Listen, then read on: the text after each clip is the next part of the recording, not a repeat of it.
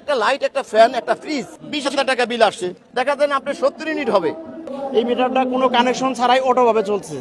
এটা যখন গ্রাহক প্রান্তে লাগাবো, গ্রাহক যদি ঢাকা থাকে বাড়িতে নাই, কিন্তু গ্রাহক যেদিনকে বিলের কাগজ যাবে সে দেখতে পাবে যে তার অনেক টাকার বিল আসছে। এই যে মিটারটা দেখছেন কোনো সংযোগ নাই, বিল উঠতেছে, অনবরত বিল উঠতেছে। এখন একটা গ্রাহক যখন মাসে তার 200 টাকা বিল ওঠার কথা, সে 6,000 10,000 টাকা বিল উঠবে, সে অবশ্যই আমাদের সাথে খারাপ আচরণ করতে বাধ্য হবে।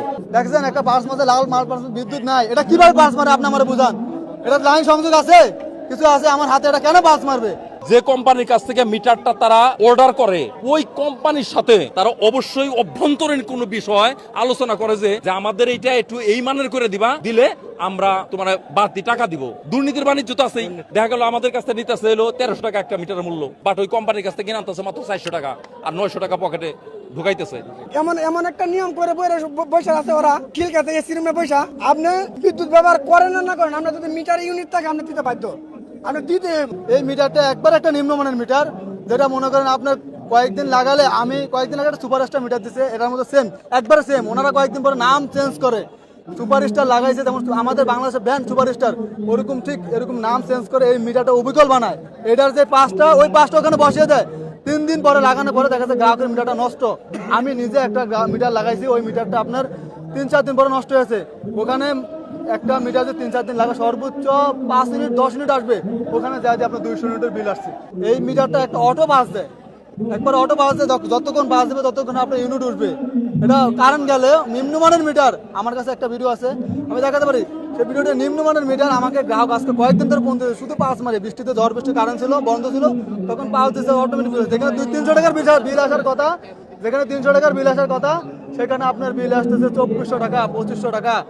এগুলো আরবি আমাদেরকে মাঠে নামিয়ে সে খেলা দেখতেছে, তামাশা দেখতেছে। আমরা এখানে আসছি ওই আরবির পতন ঘটানোর জন্য। এই মিটারটা কি চালু আছে এখন? হ্যাঁ, এই মিটারটা চালু আছে এখন পালস মারছে। এই মিটারটার এখন ওই যে পালস মারছে, আপনি দেখছেন একটা পালস মারছে, লাল মাল বিদ্যুৎ নাই, এটা কিভাবে পালস মারে আপনি আমার বুঝান। এটা লাইন সংযোগ আছে, কিছু আছে আমার হাতে, এটা কেন পালস মারবে? এটা তো গ্রাহকের কষ্ট, গ্রাহকের ভোগান্তি। ভৌতিক বিলে এটা বলা হয় যে আমরা রিডিং এই মাসে নিয়ে আসছি। এই সমস্যাটা গ্রাহক সাথে সাথে অফিসে আসবে, অফিসে আসলে এখন এখানে 20,000 টাকা বিল আসছে। 20,000 টাকা, আমি তো সঠিক রিডিং আনছি, তো সঠিক রিডিং আনার পরে আপনার এখানে যে বিলটা হয়েছে, এই বিলটা তো গ্রাহক দিতে বাধ্য থাকবে। অফিসের কথা যে আপনার মিটারে রিডিং আসছে, আপনি দিতে বাধ্য হবেন। আরবি এবং পল্লী বিদ্যুৎ সমিতি দুইটা আলাদা প্রতিষ্ঠান। এই আরবি আমাদের উপরে খবরদারিত্ব করে, অর্থাৎ উনি আমাদের গাছের ছায়া দেওয়ার পরিবর্তে আমাদের উপর খবরদারিত্ব করে আমাদের উপর জুলুম এবং অন্যায় করে। কি কি অন্যায় করে? এটা আমরা গ্রাহক প্রান্তে যাই, গ্রাহক প্রান্তে যাওয়ার পরে এটা যখন সঠিক রিডিং না আসে, তখন গ্রাহকের সাথে আমাদের একটা বাজে সম্পর্ক হয়ে যায়, খারাপ আচরণ করে গ্রাহক আমাদের সাথে।